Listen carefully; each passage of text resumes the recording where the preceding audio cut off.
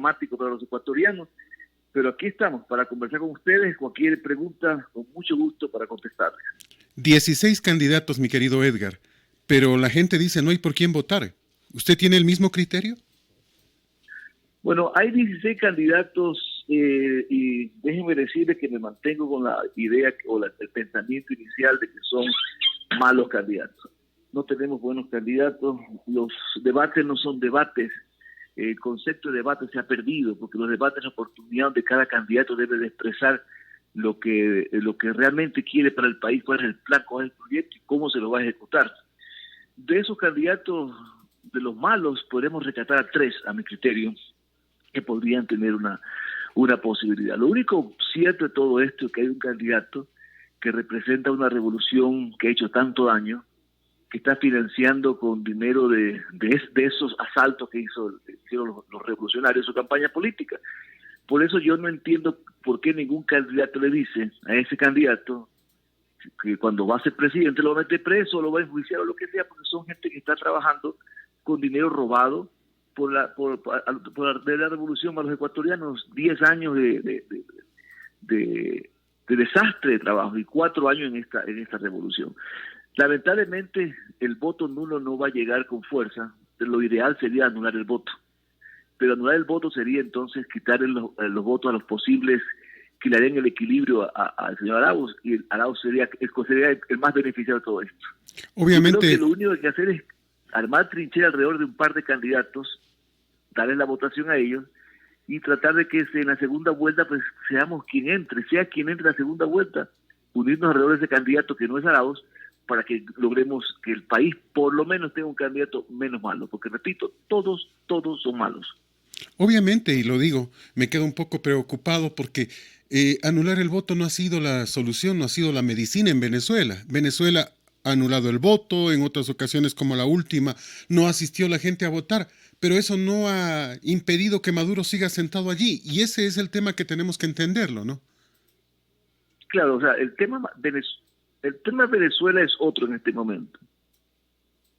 Claro, el tema Venezuela es diferente al nuestro en este momento.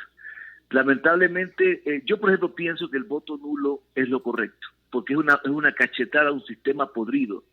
Pero sin embargo, la cultura nuestra del voto nulo no pasa del 10%, y con 10% no vamos a hacer nada.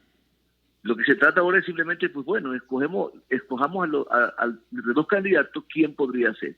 Yo no soy seguidor del señor Lasso, tengo miles de discrepancias con él, no coincido con su sistema, con la gente que lo rodea, pero habría que pensar entre él o el señor Yacu Pérez, quién podría ser el que merezca el voto de los ecuatorianos, porque son los que están más fuertes, y votar por los candidatos Gutiérrez o Celi o los demás que ni siquiera se conocen los nombres bien, es desperdiciar el voto.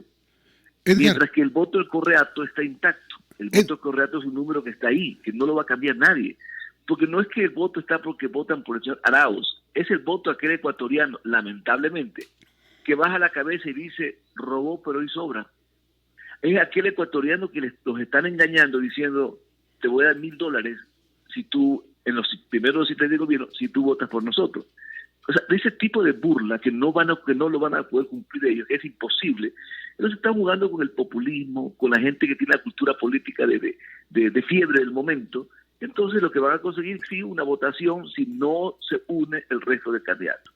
Todo ese resto de candidatos tiene que manifestarse, aunque no puedan renunciar a su candidatura ante la ley, pero deberían de crear un grupo, un frente alrededor de 2 candidatos. Y que esos 2 sean los que le hagan la batalla al señor Arauz al final del camino, porque si no, como estamos hasta el momento, con una división de votos, o si el señor Noboa hubiera sido candidato, se hubiera llevado los votos de Lasso, de Pérez y de todos ellos. Entonces, interesante. Hay que formar trinchera alrededor de un par de candidatos. Interesante su análisis, pero yo estoy de acuerdo, y casi pensamos similar en el caso del señor Lasso. Yo por él no votaría. Le soy sincero, no votaría por Lasso. Jamás votaría por Arauz. Pero nunca tampoco votaría por Pérez, pues. Si es el que casi destruye Quito. Vota la prefectura para estar en esto. Si no ha dirigido ni la tienda de la esquina, los indígenas son un peligro. Y le anticipo, el señor Pérez es tan hábil, es tan cuentero como Correa. Es muy hábil. Y hay que tener cuidado que no generemos un Correa 2, pues. Así es. Bueno, en lo personal, yo conozco a Carlos Pérez cuando se llamaba Carlos Pérez. Y sé que tiene una línea muy ortodoxa. Sé que perteneció al grupo de los terroristas que en el octubre antepasado casi destruyen Quito, incendiaron la asamblea, la Contraloría, se tomaron la asamblea, en fin. Pero aquí nunca se ha hablado de que esos candidatos son buenos, que el señor Pérez no es un buen candidato. El señor Pérez es un candidato que tiene una votación aparentemente respetable. Yo en lo personal creo que el candidato que debería tener una oportunidad, quizás ya se la dio, falló, no cumplió, pero quizás con experiencia, con un mejor trabajo, es el señor Gutiérrez. Pero están con números demasiado bajos y no nos podemos dar el lujo en este momento de desperdiciar el voto con candidatos que están muy bajos cuando tenemos un monstruo que tiene 20 y algo % listo ahí, preparado, porque no importa, Arauz, el candidato que hubiera puesto Correa iba a tener la misma cantidad de porcentaje de votación ahora. Entonces vamos a pelear con un monstruo que tiene un voto fuerte al lado del resto de candidatos. Yo no votaría por Lasso por muchas diferencias personales y políticas, pero si al final del camino las cosas como van, el sistema nos está empujando a votar por Lasso. Me quedo pensando, nos obliga a votar por Lasso. Me quedo pensando en eso, puede ser, y estoy de acuerdo en el tema de Lucio Gutiérrez. Es el único que tiene propuestas y es el único que tiene experiencia. Que se equivocó en el primer mandato, sí. Y cuando lo entrevisté me dijo que le reclamé sobre todos esos temas en los que se equivocó y me dijo que él ha madurado y que va a cambiar. Sí, y yo creo que es el único que tiene ideas. Y no creo en eso de los números altos ni bajos.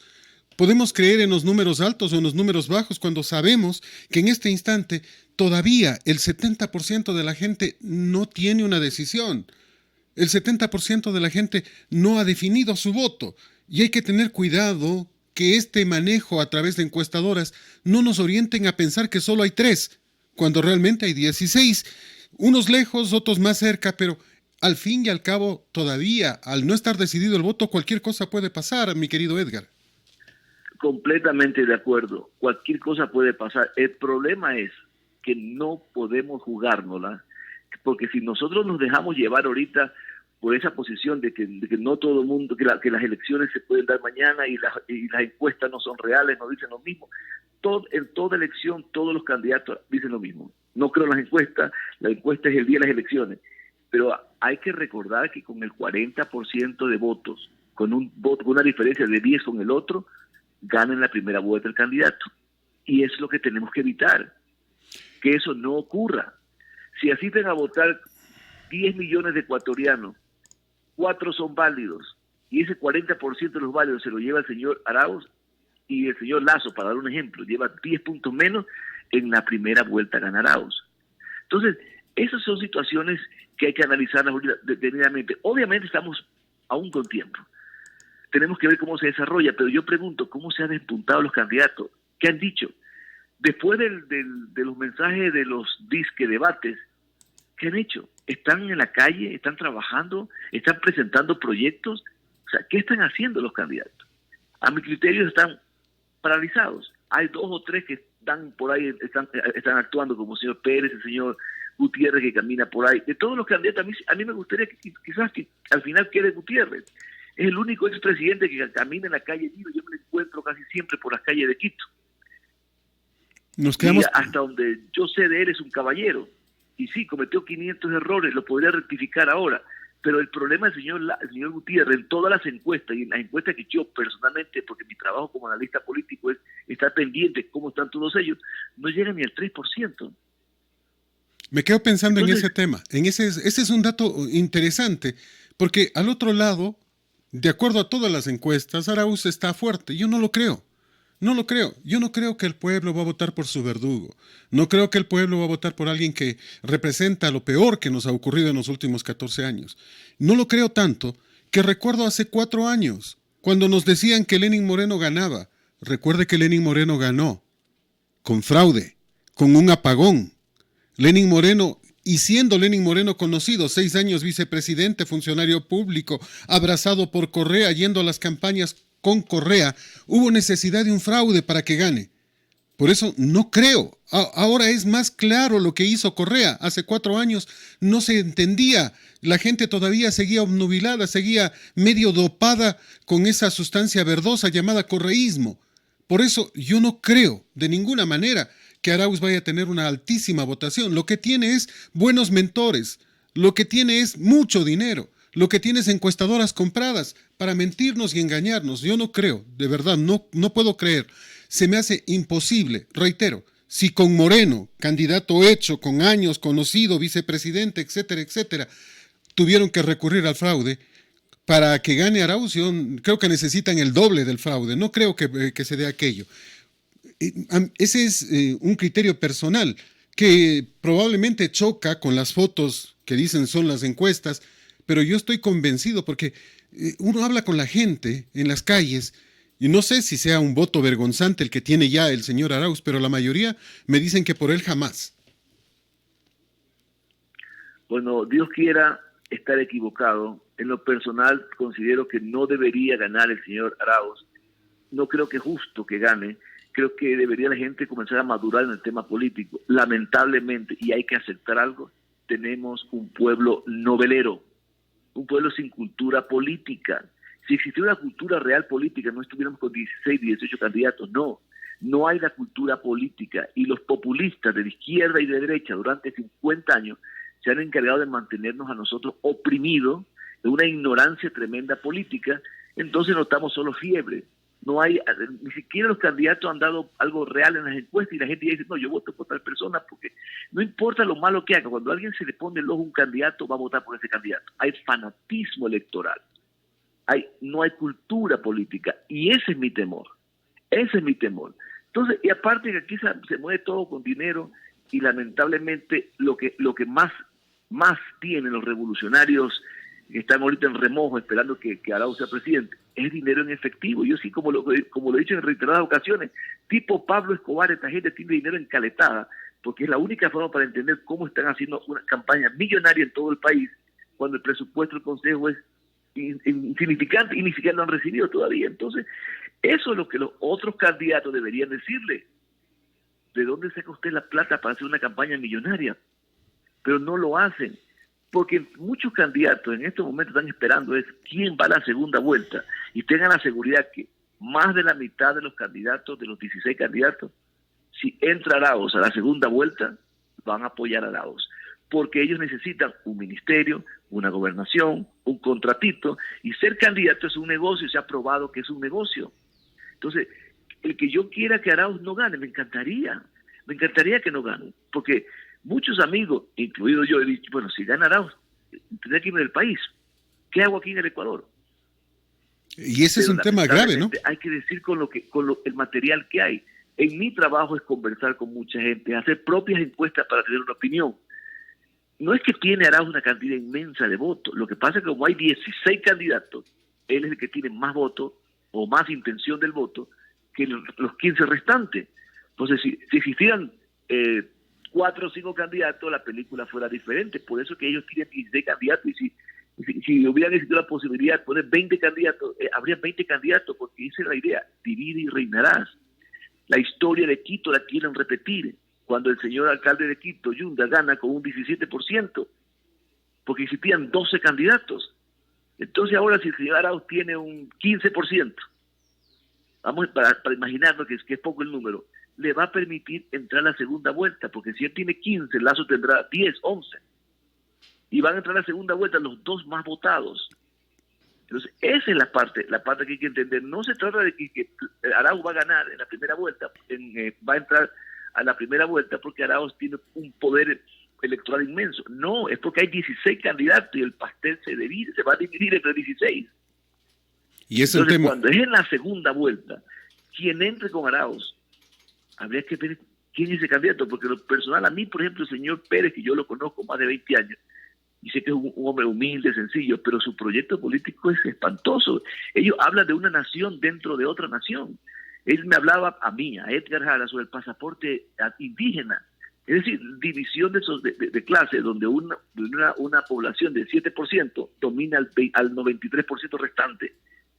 O sea, todo ese tipo de cosas que podrían pasar y que sería negativo, por más que el hombre sea un hombre humilde, sencillo, pero está dominado por un grupo de unos cuantos que forman el grupo de los líderes indígenas, que ellos son, sí, negativos. Entonces, es un mal candidato, pero al lado de Arauz nos quedarnos con lo menos malo, y el panorama va a ser dramático igual para el país. Y en esto coincidimos absolutamente. Es uno de estos temas que nos preocupa. Y otro de los temas que nos preocupa es este Consejo Nacional Electoral fraudulento, absolutamente fraudulento. ¿Cómo vamos a evitar que manejen un fraude cuando, por ejemplo, Manabí está repleto de gente del correísmo? Cuando el director nacional de procesos electorales es un ex candidato a concejal de Quito que perdió las elecciones, correísta sin nada que perder. Cuando la propia presidenta saca su línea correísta, tiene su corazón correísta, cuando Estela Cero es correísta, cuando el representante del Partido Social Cristiano vota con el correísmo, cuando Pita y el señor Verdesoto, cuando les conviene, van junto al correísmo. O sea, ¿cómo podemos confiar, mi querido Edgar, en este Consejo Nacional Electoral? En el Consejo Nacional Electoral no podemos confiar. Y no es porque la señora Cero sea correísta, ni porque los demás sean socialcristianos. No. El Consejo Electoral se va a mover con dinero. Es quién pone más plata. ¿Quién pone más dinero? Esa es la realidad. Y a los revolucionarios les sobra dinero sucio, les sobra dinero. El Consejo Electoral es un comercio, es un negocio. Pero en este momento no es el momento ya de decir, es que son malos, hay que poner otro, hay que cambiar el sistema, porque el sistema está. Vamos a hacer unas elecciones con un sistema dañado. Somos los ciudadanos los que tenemos que poner la diferencia. Con un 10% de diferencia entre un candidato a otro no puede existir un fraude electoral, por más que la luz se apague a la hora que se apague. Si hay una diferencia de 10 puntos, no podrá existir un fraude electoral. Es imposible. Cuando los fraudes han ocurrido, y hemos tenido experiencias, cuando la diferencia está de 3, 4%, técnicamente después del 10 no lo pueden hacer. Por eso es importante para ellos que existan 16 candidatos, porque se dividen pedacito, y entre los dos podría así ocurrir un fraude electoral, porque en la segunda vuelta iría un candidato malo, que no le puede hacer peso al señor Arauz, porque el resto de candidatos todos son malos. Ustedes han escuchado los mensajes que dan ellos. El uno, o sea, y se acabó lo que existía ante la majestad del poder, mal vestido, con aretes, con collares, en sandalias. O sea, hay otro concepto de lo que es la presidencia para estos señores ahora. Entonces, ahorita lo que quedan los ecuatorianos es ponernos pila, escuchar a todos y votar por el menos malo. Desgraciadamente, el menos malo quizás no nos guste, pero hay que votar por él. Y no nos gusta. Para evitar que el correato asuma el control del país. Ahora, me quedo pensando en lo que pasa. Tenemos un Consejo Nacional Electoral con 4 vocales destituidos en primera instancia. Hay mucha gente que dice que si se los vota a ellos, se complica la elección. Yo no veo una complicación. Ellos son solo la cara política, la parte política del Consejo Electoral. Los funcionarios de carrera son los que realmente llevan adelante el proceso cierto, el proceso real. Por lo tanto, si es que los cambiaran, yo no vería mayor inconveniente. Pero aquí se pretende vender aquello, de que sin ellos no se puede hacer el proceso electoral. Y vamos a hacer un proceso electoral con 4 funcionarios que ya están fuera. El propio señor Verdesoto dice, bueno, déjennos terminar el proceso. A ratos me parece que dice, déjennos hacer el fraude. Y a mí me juzgan, yo en todo caso voy a la casa del presidente del contencioso electoral después de las elecciones, después de marzo, dice él, porque él quiere terminar el proceso completo. ¿Debe pasar esto o tiene que pronunciarse el Tribunal Contencioso Electoral en pleno? O ratificándolos o votándolos, pero ya. No podemos seguir jugando con alguien que mañana puede estar fuera, ¿no? Bueno, la señal no es tan buena y de repente escucho que dejo de hablar y a los ustedes, y sigo hablando y a los ustedes no lo entendés, y realmente hay una buena comunicación. Y lo que entiendo es que habla sobre el Consejo Electoral. El Consejo Electoral es un negocio más. La política en el país es un negocio, y eso hay que entenderlo, es un negocio donde se hace política por negocio, donde se manejan los consejos electorales, las cortes electorales por negocio. Lo que el señor Verdesoto y los consejeros digan Ya no es importante, es el dinero que van a meter los candidatos para que la campaña dentro funcione en las urnas o funcione en el Consejo Electoral. Pero repito lo que dije hace un momento y que espero se haya escuchado. Los fraudes electorales técnicamente son imposibles cuando existe un 10% de diferencia. No se puede hacer un fraude electoral, es imposible hacerlo, los expertos lo han dicho.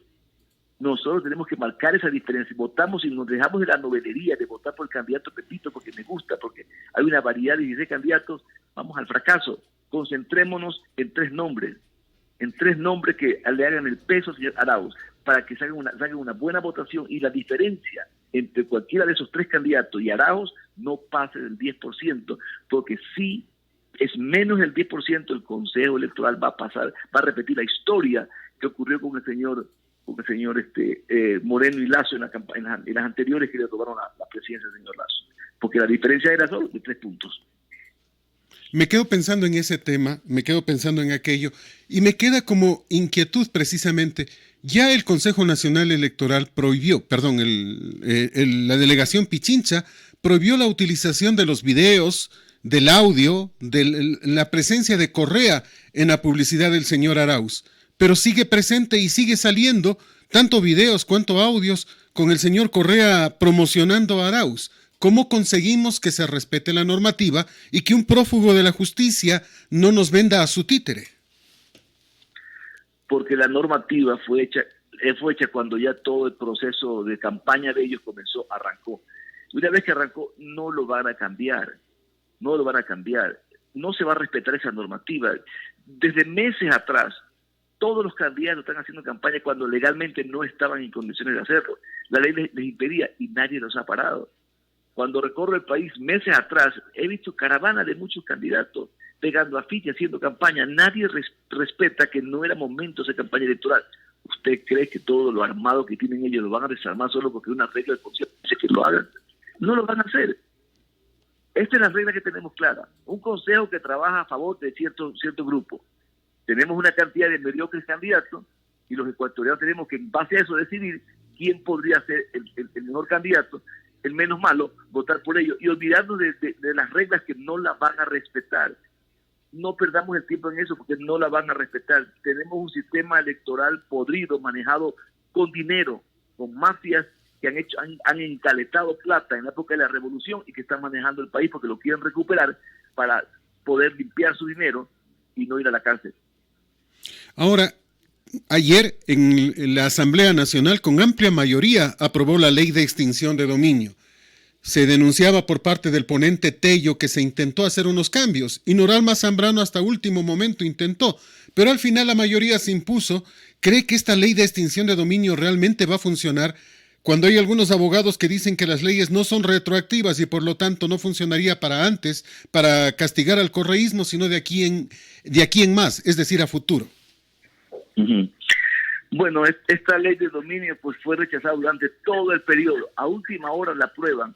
Y ojo, que la aprueban con un gran porcentaje de suplentes asambleístas que nunca estuvieron en la asamblea, gente nueva, y por la presión popular lo hicieron.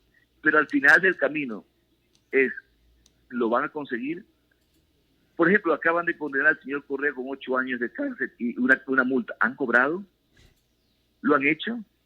Cuando muchos políticos nuestros tienen propiedades en paraísos fiscales, cuando han robado y le han puesto al nombre de pariente, aquí nunca se ha elaborado la ruta económica, lo que en criminología se llama la ruta balística, para encontrar la bala. Aquí no lo han hecho.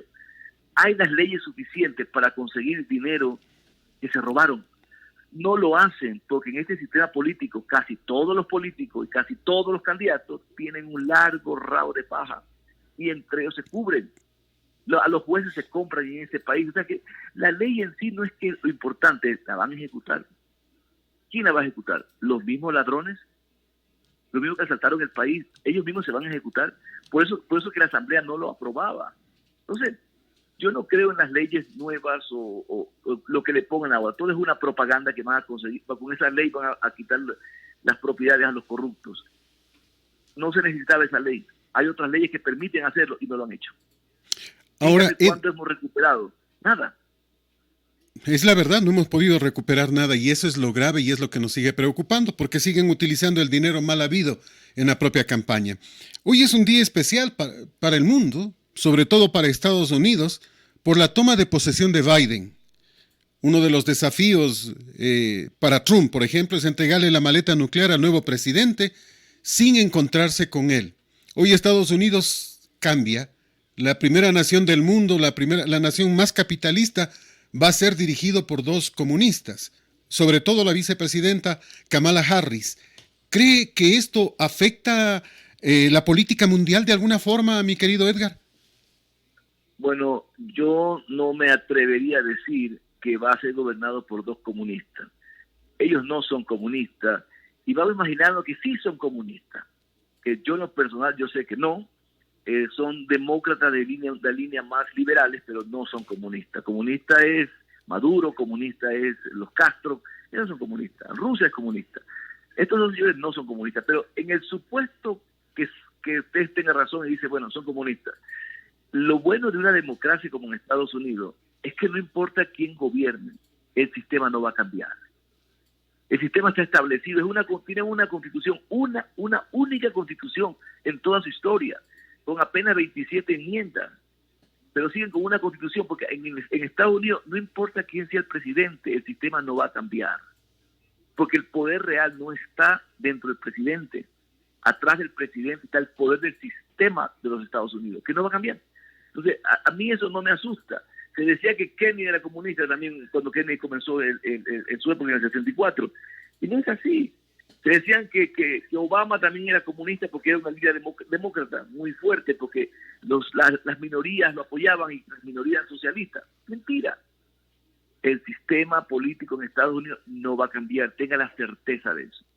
No importa si el presidente es blanco o negro, liberal o conservador, en este caso demócrata o republicano, jamás el Pentágono, el sistema que está atrás, el poder, jamás el verdadero poder en Estados Unidos va a permitir que un presidente comunista nos gobierne. Así que eso, el comunismo es falso.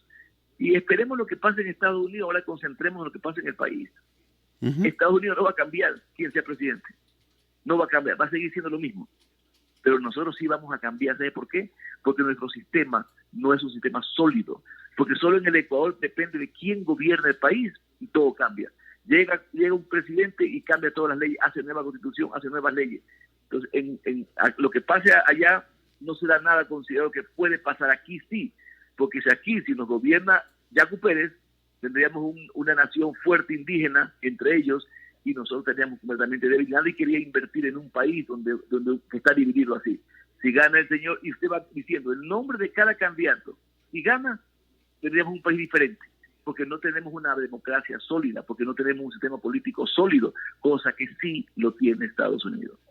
Interesante, muy buen análisis. Edgar, me quedo pensando en lo que usted acaba de mencionar. Cada uno de los presidenciables está hablando de una constitución, de cambios, de reformas, y la pregunta es, nosotros hemos cambiado 20 veces la Constitución y seguimos sin encontrar la Constitución adecuada porque cada una va moviéndose al vaivén del instante y cada una tiene sus condiciones muy particulares para beneficiar a X, Y o Z, tendencia, ideología, candidato, y al final tenemos esto de que no estamos nadie conforme con la propia Constitución. La última la decían que era una maravilla, pero nos hemos dado cuenta que tiene leyes prodelincuenciales y que tiene muchas cosas líricas bonitas, pero que en la práctica no sirven. Entonces, ¿sí habría que pensar en un cambio de constitución?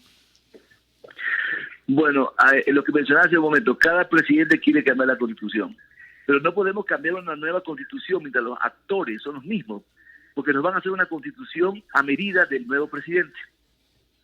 Para que se cree una nueva constitución en el Ecuador, tiene que ser a medida del país, de las necesidades del país, de la realidad que vive el país.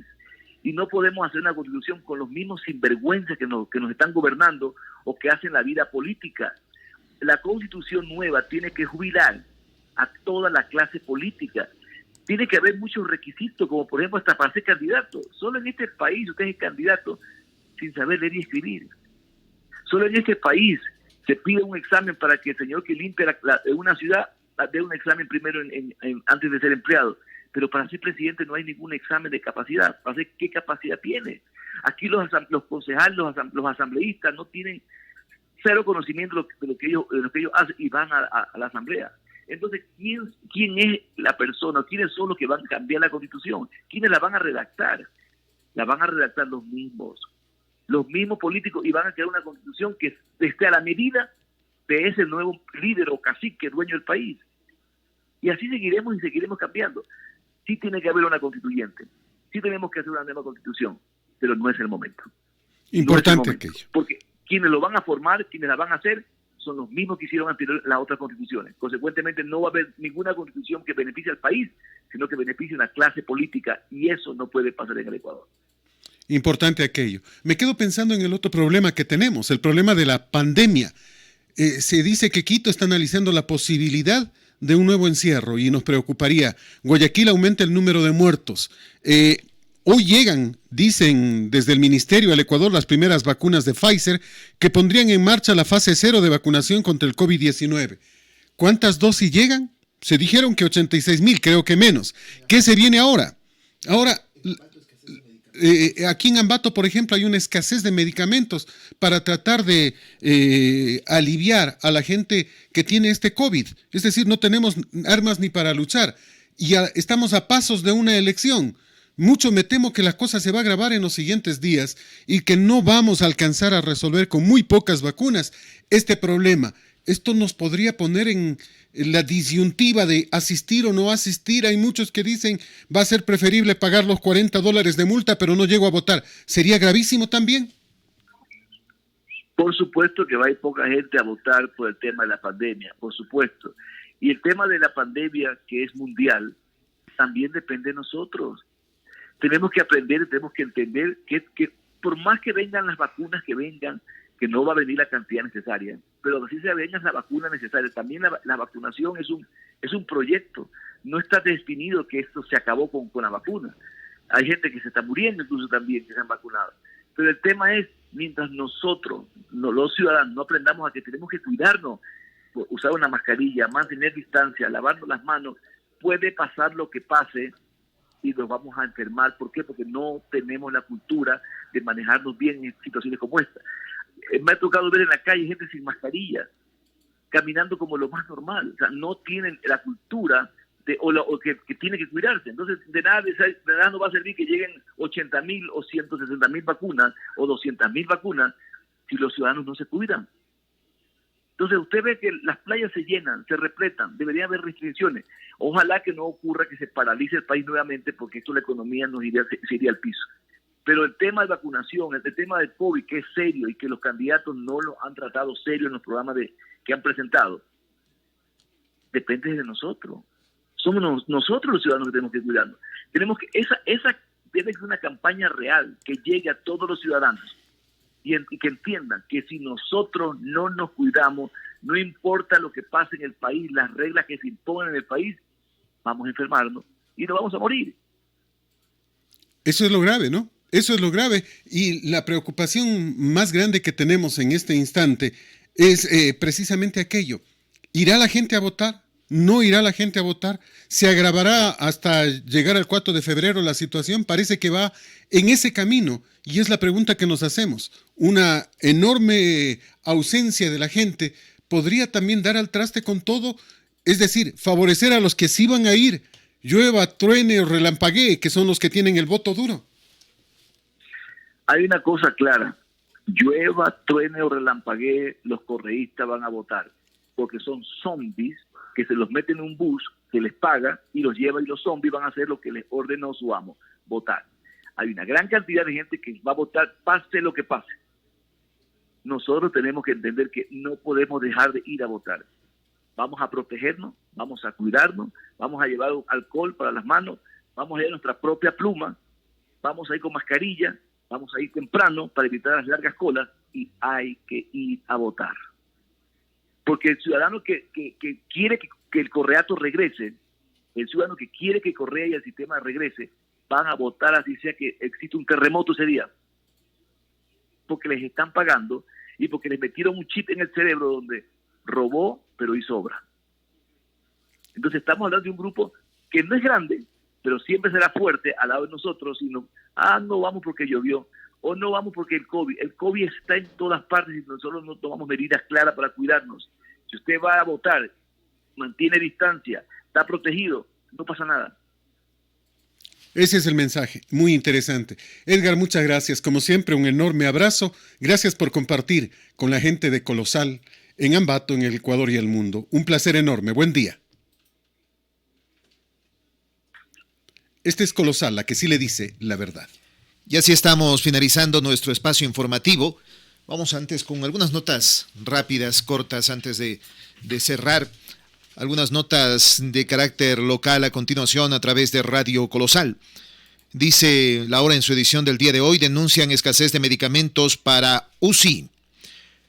Para Daniela P. fue casi una misión imposible el conseguir midazolam, medicamento que necesitaba para que su padre pueda ser intubado, pues su estado de salud es complicado a causa del COVID-19. Según la mujer, en el Hospital General Docente Ambato no había existido el medicamento y tuvo que ir a conseguirlo a como de lugar. Luego de buscar en farmacias y hasta en internet, tuvo que costear $33 para por fin conseguirlo en la Tacunga. Este no sería el único caso, pues hay más personas que aseguran que tanto a nivel público como privado estarían escaseando medicamentos, sobre todo para uso en las unidades de cuidados intensivos. Fernando Viteri, responsable zonal de Gobernanza de la Salud, explicó que al momento el consumo de medicamentos de emergencia se ha incrementado y por mayor demanda se han hecho los reajustes necesarios. Hemos visto la necesidad de utilizar alternativas, como por ejemplo el Propol de reemplazo a la midazolam para la sedación, mencionó el funcionario. Dijo que esto no significa que se haya dejado romper el stock de medicamentos y a pesar del aumento de la demanda, se cuenta con un abastecimiento por lo menos hasta principios de febrero. No debemos olvidarnos que existe la demanda privada, por lo que es posible que haya especulación, pues el rocuronio y midazolam son medicamentos declarados por el MSP de comercialización restringida, es decir, que están muy escasos en el sistema general, puntualizó. Añadió que existen personas inescrupulosas que a pesar de contar con ellos, no los comercializan de manera oficial, sino lo hacen de forma paralela y con sobreprecio de hasta 10 veces el valor real. Explicó que una ampolla de midazolam cuesta menos de $5 y según Viteri, hay gente que la ha conseguido hasta en $40. Esto pasa sobre todo en el sector privado, pues en el público estamos utilizando sucedáneos momentáneamente hasta que tengamos la adquisición, explicó Viteri. El midazolam se usa antes de los procedimientos médicos y cirugía para causar somnolencia, aliviar la ansiedad y evitar cualquier recuerdo del evento. Por su parte, la gobernadora señaló que quienes tengan algún tipo de denuncia respecto a este tipo de casos deben comunicarse con la institución, ya sea de manera física o a través de la ventanilla virtual de la institución. Añadió que en el instante en el que les están vendiendo el medicamento a costos irracionales, pueden inclusive acercarse a un policía para explicar lo que pasa y se puede tomar correctivos de manera inmediata. Se han hecho operativos con la Intendencia General de Policía y no hay desabastecimiento, por eso es primordial que la ciudadanía tenga las denuncias de quienes quieran especular con estos productos, dijo Rodríguez. Explicó que es indispensable que la ciudadanía haga las denuncias necesarias para evitar que se den este tipo de acciones. Además, recordó que existe la aplicación Arsa Móvil, en donde se puede hacer la denuncia sin trámites engorrosos. Y a propósito del mismo tema, dice también La Hora en este día que les impidieron realizar el trabajo periodístico en las afueras del Hospital Ambato. La mañana del martes, en las afueras del hospital, un periodista de diario La Hora se encontraba haciendo una transmisión en vivo respecto a la situación actual de la provincia frente al COVID-19, mientras explicaba varios datos recopilados con autoridades del Ministerio de Salud, cuando había pasado alrededor de 5 minutos de su trabajo en la vía pública, y en las afueras de la Casa de Salud. Un guardia de seguridad colocó una carpeta frente a la cámara y le impidió seguir con su trabajo, asegurando que estaba prohibido que graben en el lugar. El hombre siguió con la carpeta hasta el parterre central de la vía al reportero, que culminó su transmisión en vivo y se retiró del lugar. Ante lo ocurrido, la hora buscó la versión del hospital, por lo que Marcos Montes de Oca, responsable de gestión de riesgos de la Casa de Salud y delegado de la gerencia, señaló que si bien existen protocolos y normativas que evitan se hagan grabaciones dentro del centro hospitalario para cuidar la privacidad de los pacientes, no está prohibido hacer filmaciones como ocurrió en la vía pública. El funcionario explicó que la interrupción al trabajo del reportero de Diario La Hora se debió a una confusión, pues el servicio de seguridad es externalizado y es una nueva empresa que brinda esta prestación. Para finalizar, mencionó que se realiza una nueva inducción de los protocolos a seguir y que se tomarán los correctivos necesarios para de esta forma evitar cualquier tipo de inconveniente. Y una más del hospital: suspenden consulta externa en el Hospital Docente Ambato. En Tungurahua existen 2 hospitales contenedores de pacientes con COVID-19, el General Docente Ambato y el IES. En estos todavía existe un total de 60 camas para hospitalización para quienes hayan contraído el virus. Sin embargo, en la provincia, de las 43 camas para UCI, pacientes COVID-19 existentes, 31 están en el sector público, 18 en el General Ambato, 13 en el IES, 12 en el sector privado. Al momento todas están ocupadas. Según el último reporte del MSP desde inicios de año, los casos de contagio se han incrementado. Ante este particular, desde este día martes decidieron suspender el servicio de consulta externa en el Hospital General Docente Ambato. Son las 8:02. Es que es un peligro realmente. Imagínese que alguien llegue con un simple dolor de cabeza o que llegue simplemente con, no sé, un cálculo renal, con una molestia que es fuerte. Pero llegan tranquilos y como está allí, son áreas de COVID, terminen también con COVID. O sea, sería muy complejo, muy complicado, más aún cuando en la nota previa Ramón nos